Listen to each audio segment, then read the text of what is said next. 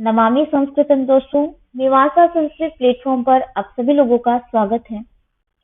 दोस्तों, हमने यह एक सीरीज प्रारंभ की है मीमांसा प्लेटफॉर्म पर, जो मूलतः यूपीएससी संस्कृत ऑप्शनल से संबंधित है। इस सीरीज का मुख्य उद्देश्य यूपीएससी संस्कृत ऑप्शनल के प्रीवियस ईयर पेपर्स को सॉल्व करना है, जिसमें हम अभी तक पूर्व के वीडियोस में सन 2022 तथा सन 2021 के प्रश्न पत्रों को हल कर चुके हैं तथा सन 2020 के प्रश्न पत्र को हम अभी हल कर रहे हैं। इसके अंतर्गत हम पेपर 1 कंप्लीट कर चुके हैं तथा पेपर 2 में आज हम प्रश्न संख्या 6 को देखने वाले हैं। ठीक है, अगर इनके पूर्व के वीडियोस आपने नहीं देखे हैं तो इनकी प्लेलिस्ट का लिंक आपको डिस्क्रिप्शन में मिल जाएगा। पेपर 1 का 2020 वाला तथा 2022 और 2021। ठीक है, तो आज हम यहाँ विशेष रूप से बात करेंगे प्रश्न संख्या 6 की, जो पेपर 2 में आता है।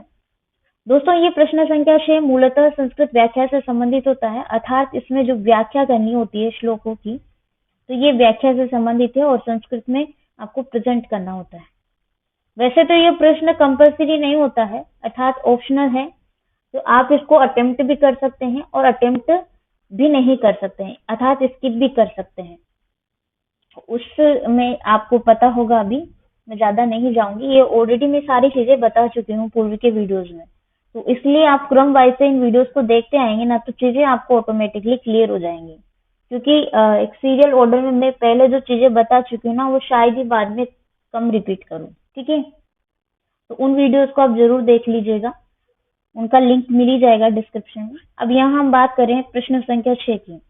ठीक है, इसमें मूलतः 3 ग्रंथों से संबंधित कुछ मंत्र तथा कुछ श्लोक पूछे जाते हैं। जैसे कि गीता में से द्वितीय अध्याय ले लीजिए, द्वितीय अध्याय भी पूरा नहीं आता है इसके पाठ्यक्रम में, श्लोक संख्या 13 से 25 तक ऐसे आता है।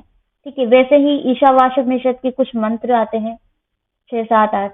ठीक है, इसके अलावा सुंदरकांड, वाल्मीकि रामायण का सुंदरकांड अध्याय में से कुछ श्लोक आते हैं, सारे नहीं आते हैं। ठीक है, तो वो आप पाठ्यक्रम में देख ही चुके होंगे ऑलरेडी, और नहीं पता है तो इस पर भी मैं एक वीडियो पहले बना चुकी हूँ, एक लेक्चर आ चुका है, तो उसको जाकर के देखिएगा, स्टार्टिंग में ही मिलेगा आपको। ठीक है, और आप कहते हैं तो सिलेबस पाठ्यक्रम समझ में नहीं आ रहा है, तो उस पर मैं एक वीडियो फिर बना सकती हूँ अच्छे से, अलग तरीके से। ठीक है, जो ताकि आपको समझ में आए। तो उसके लिए पहले आपको कमेंट करना होगा, लेकिन आप कहेंगे तभी वो वीडियो आएगा यूट्यूब पर, अदरवाइज नहीं आएगा। ठीक है, तो चलिए प्रश्न पर चलते हैं।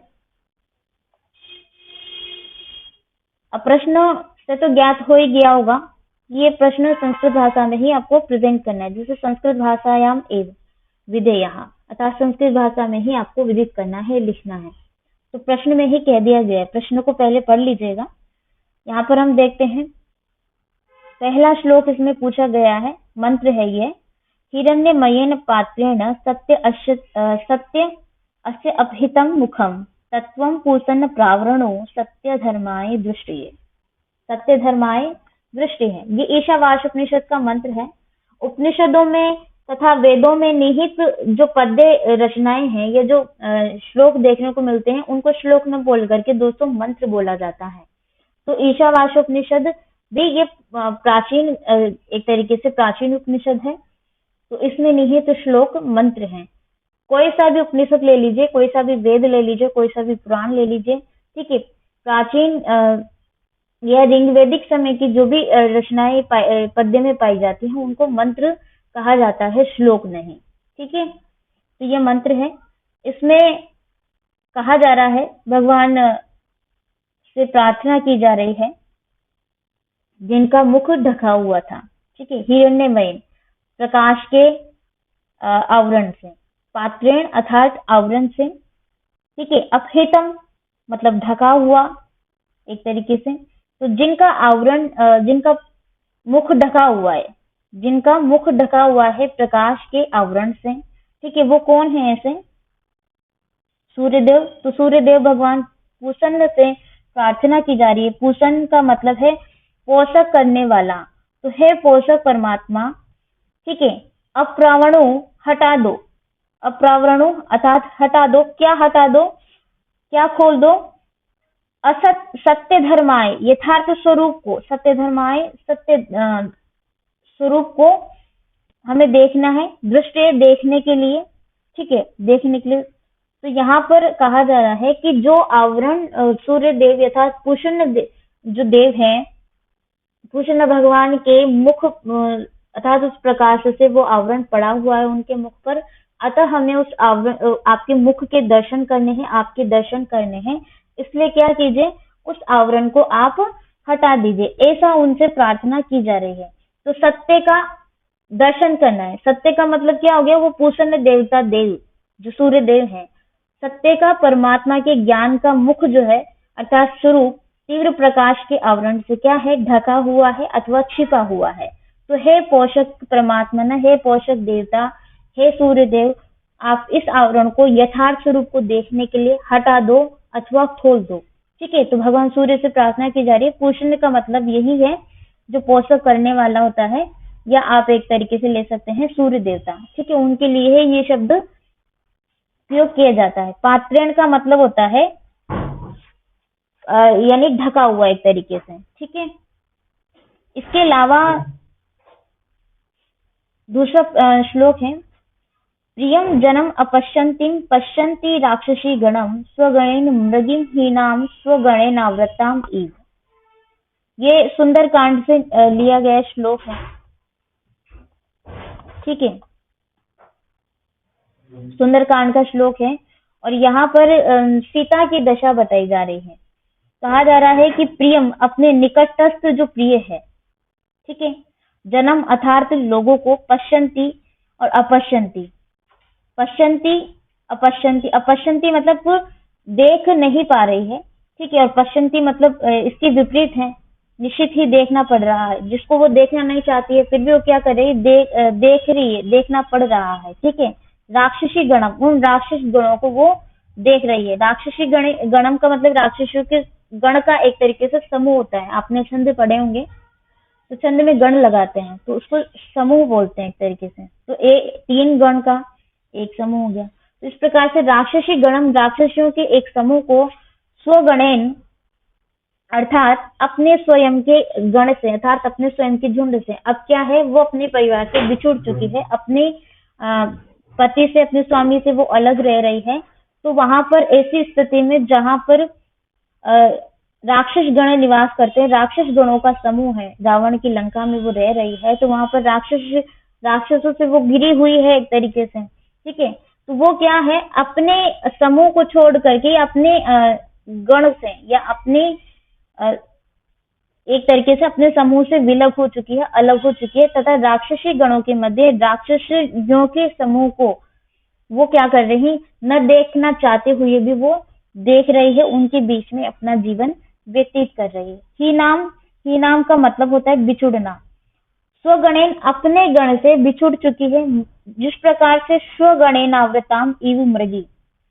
कहते स्वगण, श्वान का मतलब होता है एक तरीके से कुत्ता। इसका विभाजन करेंगे तो श्वान का मतलब आपको पता होगा कुत्ता। तो कुत्तों के झुंड से आवृताम विभाजन करेंगे, आवृताम इव, तो आवृताम अर्थात चारों ओर से घेर ली गई है। आवृत का मतलब जैसे मैंने अभी यहाँ बताया ढकी हुई है या घेर ली गई है, इस प्रकार से। तो ईव के समान, ईव का मतलब है समान। तो जिस प्रकार से चारों ओर स्वगणेन यानी कुत्तों का जो झुंड होता है या उसके समूह से आवृताम चारों ओर से घेर ली गई कोई मृगी हो, मृगी अर्थात मृगी होती है।